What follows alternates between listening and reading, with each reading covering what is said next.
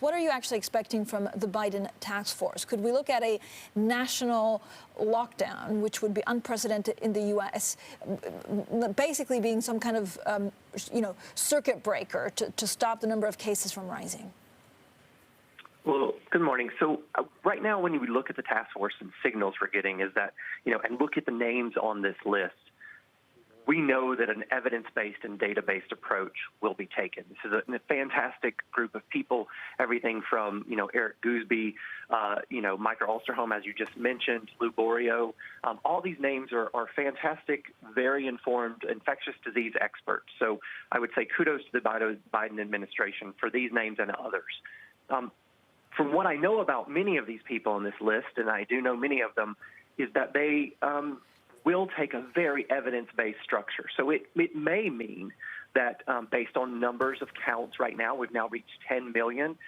In the last 10 days, we've seen a 1 million additional cases of COVID-19 just in 10 days, so that the epidemic is accelerating. So their decision-making is really going to be based on what the epidemiology is showing them, and that may mean lockdowns in certain areas. Whether or not that's national or local is to be determined. I would say one more thing. It's striking to me about the task force. There's one glaring absence in this task force. There is no nurse voice on this task force.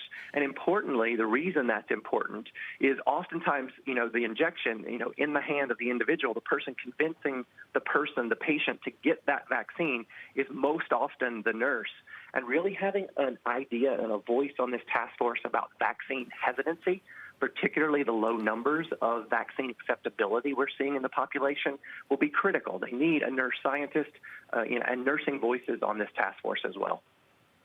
But Jason, how do you rebuild that trust then? As you're an expert in nursing. How do you rebuild that trust so that once we have the formula, once we have the shot to give to people, people think it's safe? Is it from the regulators? Do we need to hear from scientists? Who will convince the Americans that this is the right thing to do?